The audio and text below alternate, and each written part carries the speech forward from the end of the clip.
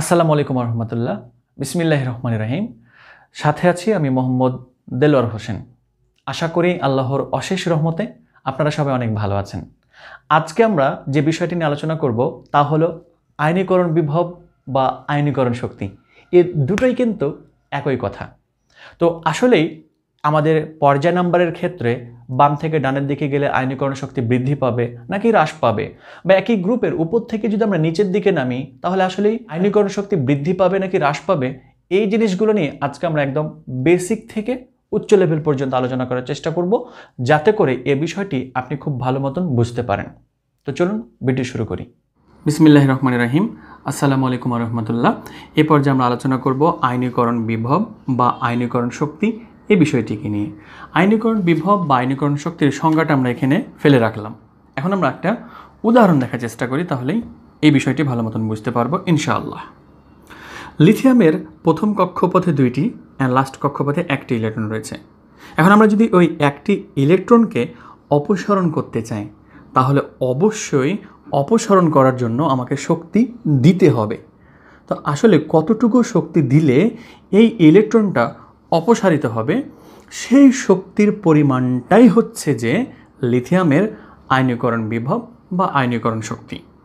এখন হিসাব করে দেখা গেছে লিথিয়ামের এই ইলেকট্রন সরার জন্য আমাদের যে শক্তির প্রয়োজন হয় সেটা হচ্ছে 520 কিলোজুল পার মোল। আয়নীকরণ বিভব বা আয়নীকরণ শক্তির এটা হচ্ছে একক কিলোজুল পার মোল। এখন আমরা সংখ্যার দিকে যাই।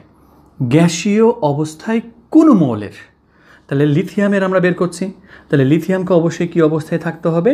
গ্যাসীয় অবস্থায় থাকতে হবে। একটি পদার্থের 3টি অবস্থা রয়েছে, কঠিন, তরল, গ্যাসীয়। তাহলে গ্যাসীয় অবস্থায় কোনো মৌলের 1 মোল গ্যাসীয় পরমাণু থেকে প্রত্যেকটা পদার্থ সম্পূর্ণ মিলিয়ে 1 মোল হয়। তাহলে লিথিয়াম সম্পূর্ণ মিলিয়ে কত হবে? 1 মোল। তারপরে যদি বিস্তারিত ধারণা নিতে চান মোল সম্পর্কে, ডেসক্রিপশন বক্সে একটি ভিডিও দিয়ে দিচ্ছি মোল সম্পর্কিত, এখান থেকে বিস্তারিত ধারণা নিতে পারেন। তো 1 মোল পরমাণু থেকে 1 মোল ইলেকট্রন অপসারণ করে, তাহলে আমরা যে 1 মোল বলতে এখানে একটি ইলেকট্রন অপসারণ করছি আমরা। 1 মোল ইলেকট্রন অপসারণ করলে অবশ্যই এটা ধনাত্মক আয়নে পরিণত হবে। তাহলে 1 মোল ধনাত্মক আয়নে পরিণত করতে যে পরিমাণ শক্তির প্রয়োজন হয় সেটি হচ্ছে ওই মৌলটার আয়নীকরণ বিভব বা আয়নীকরণ শক্তি। তাহলে এখন এখানে লিথিয়ামের তাহলে আমরা পেয়েছিলাম আয়নীকরণ শক্তির মান 520 কিলোজুল পার মোল। এবার ম্যাগনেসিয়ামের ক্ষেত্রে আমরা কয়েকটি ভালো জিনিস জানতে পারবো ইনশাআল্লাহ। ম্যাগনেসিয়ামের ইলেকট্রন বিন্যাস লক্ষ্য করলে দেখতে পাবো প্রথম কক্ষপথে 2টি, দ্বিতীয় কক্ষপথে 8টি, অ্যান্ড লাস্ট কক্ষপথে কিন্তু 2টি ইলেকট্রন রয়েছে। তাহলে ম্যাগনেসিয়াম কিন্তু একটা যখন ইলেকট্রন ছাড়বে তখন ম্যাগনেসিয়ামকে আমাকে 738 কিলোজুল পার মোল দিতে হবে শক্তিটা, তাহলে কিন্তু সে একটা ইলেকট্রন এখান থেকে ছেড়ে দেবে। কিন্তু এবার আপনাদের কাছে আমার প্রশ্ন, ম্যাগনেসিয়াম একটা ইলেকট্রন ছাড়ার কারণে 738 কিলোজুল পার মোল তাকে শক্তি দিতে হলো, তাহলে ম্যাগনেসিয়ামে তো আরও একটা ইলেকট্রন বাকি থেকে গেল। তাহলে আরও একটা ইলেকট্রন অপসারণ করার জন্য আরও কতটুকু শক্তি দিতে হবে? তাহলে আমাদের মাথায় অবশ্যই এই প্রশ্নটাই আসবে যে প্রথমটা যেহেতু 738 কিলোজুল পার মোল লেগেছে, তাহলে তারপরের টাকাও কী লাগবে? 738 কিলোজুল পার মোলই লাগবে।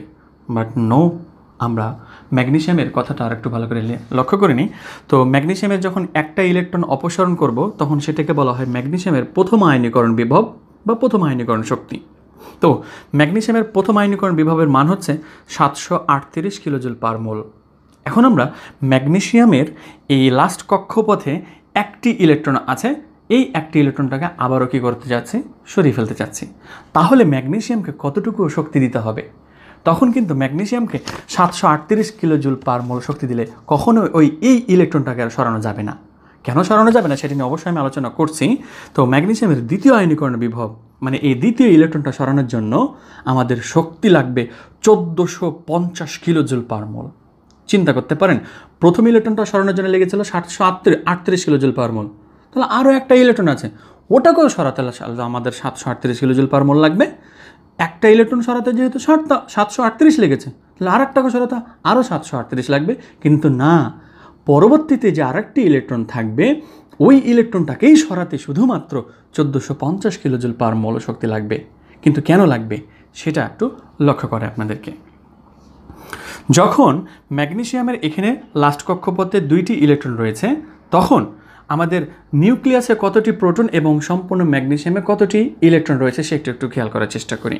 যেহেতু ম্যাগনেসিয়ামের পারমাণবিক সংখ্যা হচ্ছে 12, তাই তার ইলেকট্রন সংখ্যা 12, তাহলে নিউক্লিয়াসের মধ্যে অবশ্যই 12টি প্রোটন থাকবে। 12টি প্রোটন এবং এই যে কক্ষপথে 12টি ইলেকট্রন পরস্পরকে সম বলে আকর্ষণ করে থাকে। তার এ কারণে কিন্তু সম্পূর্ণটা কী থাকে, নেট বল শূন্য হয়ে থাকে।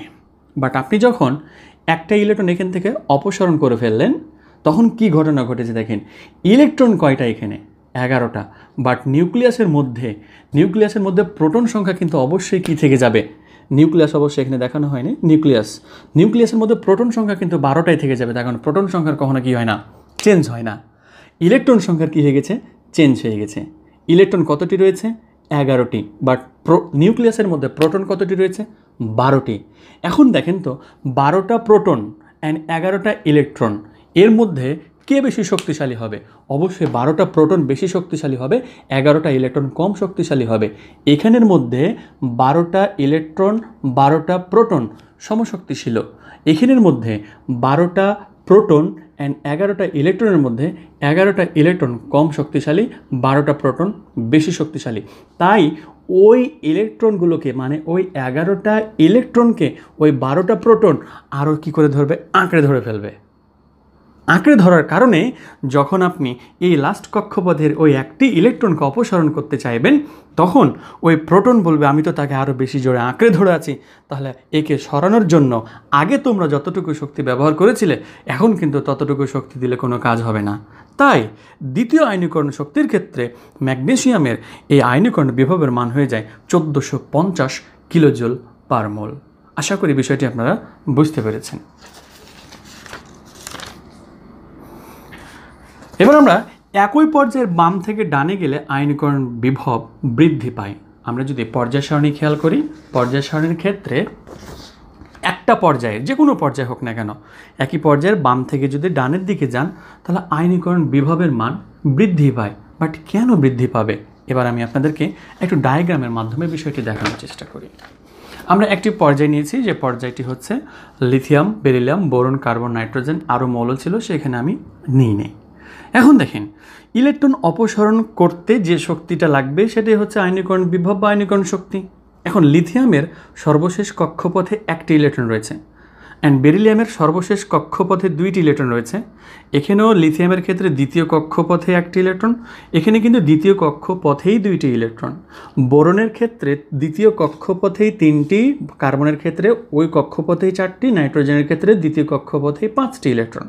এবার আপনিই বলেন তো একটি ইলেকট্রন অপসারণ করতে বেশি শক্তি লাগবে নাকি এখানে লাস্ট কক্ষপথে 5টি ইলেকট্রন রয়েছে, 5টি ইলেকট্রন অপসারণ করতে বেশি শক্তি লাগবে? অবশ্যই 5টি ইলেকট্রন অপসারণ করতে বেশি শক্তি লাগবে।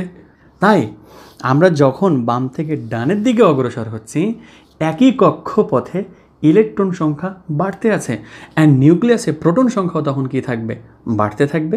তো যত বেশি প্রোটন অ্যান্ড যত বেশি ইলেকট্রন হবে তখন তাদের মধ্যে আকর্ষণটা কী পাবে, বৃদ্ধি পাবে। আর আকর্ষণ বৃদ্ধি পেলে তখন ইলেকট্রনকে ছুটাতে অবশ্যই শক্তি বেশি প্রয়োজন হবে। তাই বাম থেকে ডান দিকে যখন আমরা যাব আমাদের আয়নীকরণ বিভব বা আয়নীকরণ শক্তির মান অবশ্যই বেশি হবে।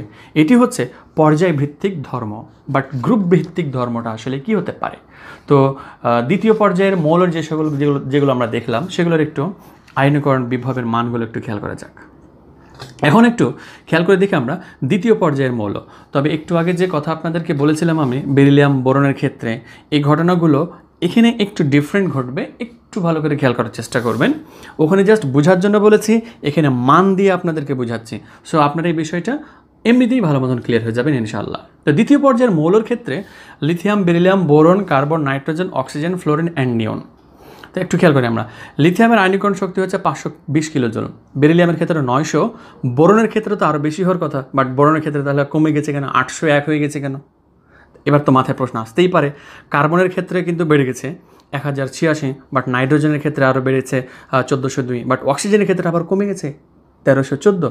আমি তো বললাম যে বাম থেকে ডানের দিকে গেলে আয়নীকরণ বিভব বা আয়নীকরণ শক্তির মান বেশি হবে। আর এমনি তো বোঝাই যাচ্ছে যে কি হ্যাঁ বাম থেকে ডানের দিকে গেলে আয়নীকরণ বিভব বা আয়নীকরণ শক্তির মান বেশি হবে। বাট এখানের ক্ষেত্রে একটা জিনিস ঘটে থাকে, সেটা হচ্ছে হুন্ডের ইলেকট্রন বিন্যাস অনুযায়ী একটা ঘটনা ঘটে। তো হুন্ডের নীতি অনুযায়ী অর্ধপূর্ণ যেমন কিছু ইলেকট্রন রয়েছে, যেমন S1, এর সর্বমোট 2টা ইলেকট্রন, যদি আমরা অর্ধেক করে নিই তাহলে হয় S1। পিতে সর্বমোট 6টা ইলেকট্রন থাকতে পারে, যদি আমরা অর্ধেক করে দিলে P3। এবার ডিতে সর্বমোট 10টি ইলেকট্রন থাকতে পারে, যদি অর্ধেক করি D5। তো অর্ধপূর্ণ, পূর্ণ, অর্ধপূর্ণ, পূর্ণ, অর্ধপূর্ণ, পূর্ণ। যদি কখনো কোনো মৌলের ইলেকট্রন বিন্যাস করার সময় তার অর্ধপূর্ণ ইলেকট্রন বিন্যাস হয় এবং পূর্ণ ইলেকট্রন বিন্যাস হয়, তাহলে সেটা অধিকতর সুবিস্তৃত প্রদর্শন করে। বেরিলিয়াম এবং বোরনের ক্ষেত্রে ঘটনাটা দেখি আমরা, যে আসলে তাদের মধ্যে রহস্যটা আসলে কি। এমনি কিন্তু বেরিলিয়ামের চাইতে বোরনের আয়নীকরণ বিভব বেশি হওয়ার কথা, তাহলে কেন হচ্ছে না সেটা একটু আমরা লক্ষ্য করার চেষ্টা করি। তাহলে বেরিলিয়ামের আমাদের ইলেকট্রন বিন্যাস হচ্ছে 1:2:2. তাহলে এস অরবিটালটা এখানে কিন্তু পূর্ণ রয়েছে। বাট বোরনের ক্ষেত্রে খেয়াল করে দেখেন 1:2:2p1। পি অরবিটাল অর্ধপূর্ণও নেই, পূর্ণও নেই, অর্থাৎ পি অরবিটালে 3টি ইলেকট্রনও নেই, 6টি ইলেকট্রনও নেই। সর্বশেষ কক্ষপথ কিন্তু এখানে অর্ধপূর্ণও নয়, পূর্ণও নয়, বাট এই এস অরবিটালটা হচ্ছে পূর্ণ। তাই অবশ্যই পূর্ণকে ভাঙতে বেশি শক্তি দিতে হবে। তাই কিন্তু বেরিলিয়াম অ্যান্ড বোরনের ক্ষেত্রে বেরিলিয়ামের আয়নীকরণ শক্তিটা বেশি হবে অ্যান্ড বোরনের আয়নীকরণ শক্তি কম হবে। একই রকমভাবে আমরা যদি নাইট্রোজেন অ্যান্ড অক্সিজেনের কথা চিন্তা করি, যেমন 1402, তাহলে ওখানে তো 1402-এর চাইতে আরও বেশি হওয়ার কথা, কিন্তু আসলে ইলেকট্রন বিন্যাসটা খেয়াল করলে বুঝে যেতে পারবেন। নাইট্রোজেনের ইলেকট্রন বিন্যাস হচ্ছে 1:2:2p3 অ্যান্ড অক্সিজেনের ক্ষেত্রে 1:2:2p4। এখন দেখে নেন পি অরবিটাল এখানে রয়েছে অর্ধপূর্ণ, এখানে অর্ধপূর্ণ নয়, তাহলে এটাকে ভাঙতে অবশ্যই বেশি শক্তি লাগবে অ্যান্ড এটাকে ভাঙতে তেমন একটা শক্তি লাগবে না। তাই কিন্তু নাইট্রোজেন অ্যান্ড অক্সিজেনের ক্ষেত্রে আমাদের নাইট্রোজেনের আয়নীকরণ শক্তির মানটা অনেক বেশি হয় অ্যান্ড অক্সিজেনের আয়নীকরণ শক্তিটা কম হয়। এবার আমরা জেনে নেব একই গ্রুপের উপর থেকে নিচের দিকে নামলে আসলে কি হয়। একই গ্রুপের উপর থেকে নিচের দিকে নামলে আয়নীকরণ শক্তির মান হ্রাস পায়, কিন্তু কেন পায় সেটা একটু খেয়াল করার চেষ্টা করি। গ্রুপ নাম্বার 1-এর ইলেকট্রন বিন্যাস দেখানো হয়েছে। এটা হচ্ছে হাইড্রোজেন প্রথম কক্ষপথে একটি, অবশ্যই গ্রুপ নাম্বার 1-এর সর্বশেষ কক্ষপথে সবারই ইলেকট্রন একটি একটি করে থাকে। তো লিথিয়ামেরও একটি ইলেকট্রন, সোডিয়ামেরও একটি ইলেকট্রন অ্যান্ড পটাশিয়ামেরও ওই একটি ইলেকট্রন।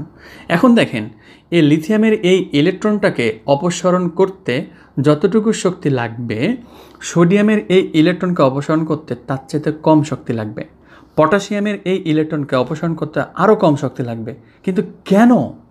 তার কারণ হচ্ছে এই ইলেকট্রনটা নিউক্লিয়াস থেকে যত দূরে রয়েছে, এই ইলেকট্রনটা এইখান থেকে নিউক্লিয়াস থেকে তার চাইতে আরও অনেক বেশি দূরে রয়েছে।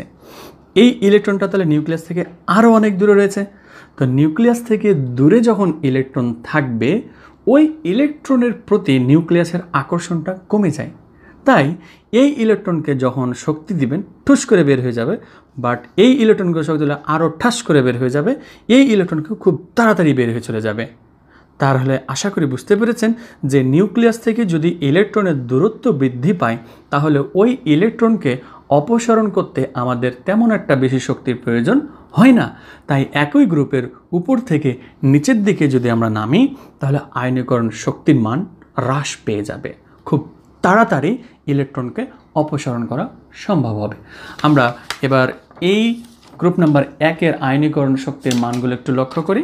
লিথিয়ামের আয়নীকরণ শক্তির মান হচ্ছে 520 কিলোজুল পার মোল, সোডিয়ামের হচ্ছে 496 কিলোজুল পার মোল, পটাশিয়ামের 418, রুবিডিয়ামের হচ্ছে 403, সিজিয়ামের হচ্ছে 376। তাহলে দেখতে পাচ্ছি আমরা এই আয়নীকরণ শক্তির মানগুলো আস্তে আস্তে কী হচ্ছে, হ্রাস পাচ্ছে। এই ছিল আমাদের আয়নীকরণ বিভব বা আয়নীকরণ শক্তি নিয়ে আলোচনা। আশা করি আপনারা বিষয়গুলো বুঝতে পেরেছেন। তারপরে যদি কোনো সমস্যা থেকে অবশ্যই কমেন্ট করে জানাবেন। আল্লাহর অশেষ মেহেরবানিতে আপনারা সবাই ভালো থাকুন, সুস্থ থাকুন। আসসালামু আলাইকুম ওয়া রাহমাতুল্লাহ।